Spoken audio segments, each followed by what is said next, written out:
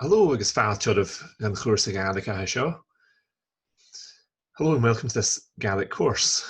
We're going to just have a quick look at the plan for the course, and as always, a link to this PDF will be available in the video description below, and you'll also find a link to the folder containing all the course files that we'll be looking at in future lessons. So the first thing we're going to take a look at is parts of speech. This just explains the structure of the course and the organizational feature that we've used just to codify the different parts of speech. So in every language, you'll come across the different parts of speech. If you've never learned a language before, some of these terms can be unfamiliar. However, this is very useful vocabulary just to be aware of, and it's perhaps not something that you've come across dealing with your native language, what these different parts of speech mean. It's helpful to familiarize yourself with this, and not necessarily in Gaelic. The terms here are given in Gaelic and in English.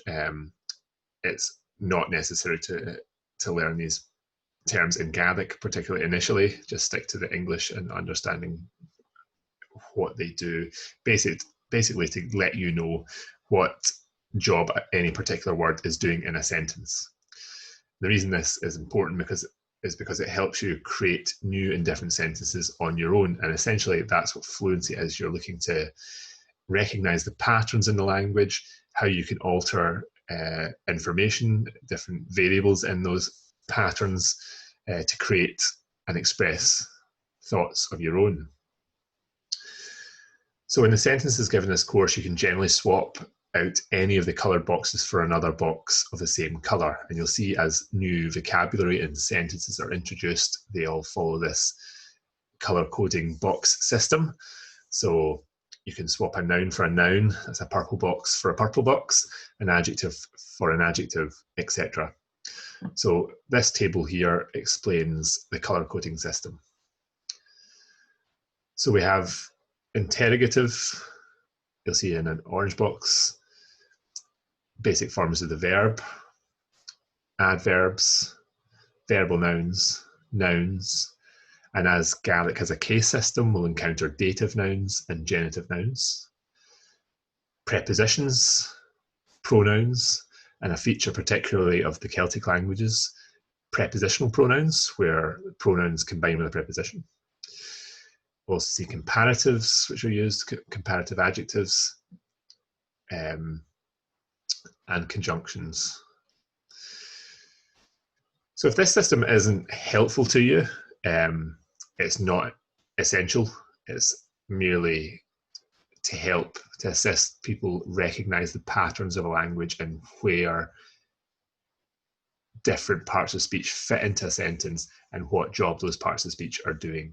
So if you can recognize the patterns and understand that you can be creative with these sentences, then that should assist you in reaching fluency and being creative with the language quicker.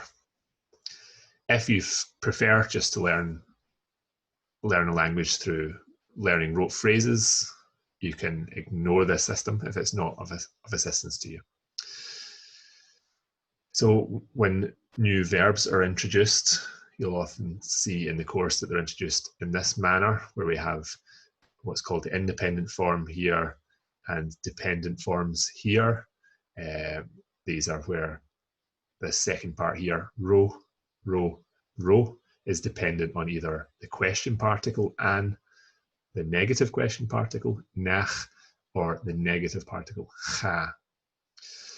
So this will be explained in more detail, but this just gives you the colour coding and the format that verbs will be introduced. So also in this file, the course plan, there's an overview of the vocabulary and grammar points introduced in each lesson. This can be a useful resource for revising lessons, to make as an assistant to you as you go through, to make sure that you've covered and are familiar with this vocabulary and the main points. So from lesson 1, everybody should be familiar with Kimera ha and the different options there, asking questions with evil and giving an answer, talking briefly about the weather, asking how the weather is and giving an answer. So from lesson 1, these are the main takeaway points. So it's a useful revision tool to go back and make sure that this information has been covered and that you're comfortable with it. So you can see here the lesson number. And as we move through the A1 lessons, there's also a recommendation as to when, if you're going to be delivering this course rather than learning on it, or if you're learning the course and going back through it yourself. There's additional games provided in the folder also, and where these are best used is indicated in this course plan as well. So we'll just see the rest of the A1 course. Going through again after lesson 9, another few games to look at, worksheets for additional practice, before continuing on through the rest of A1 through to lesson 20. And lesson 20 is the last lesson in the A1 section of the course. And again, there's some exercises to do after completing the A1 course. And by that stage, the conversation questions will give an idea as to what people who have completed the A1 level course should be able to discuss in conversation. So that can be done as a class exercise also. So we talk in the course about the different levels: A1, A2, B1, B2, C1, C2. These are the Common European Framework of Reference for Language levels, CEFR for short. And it's recommended that at the A1 level, students spend between 160 and 200 hours of study. This is obviously quite a lot, and if this course is followed at an hour and a half per lesson, 20 lessons in A1 plus some additional exercises.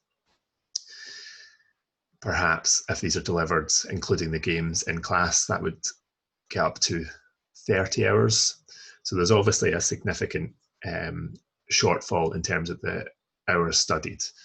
This course provides the grammar and vocabulary required for the A1 course, but in order for students to be comfortable that they have a grasp of that, it is expected that additional hours are spent either through revising these lessons, and that is the purpose of these videos being provided on YouTube as an assist for people who are wanting to go back through the lessons and cover additional hours.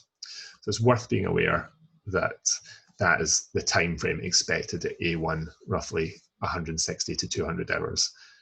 And that having completed these 20 lessons in a time frame of between 20 and 30 hours, you wouldn't be expected to have retained and grasped all of this information completely. Obviously, you'll have to go through again and make sure you yourself are comfortable with that as a learner. So that's enough for the course plan. We'll start with lesson A1-01 in the next video.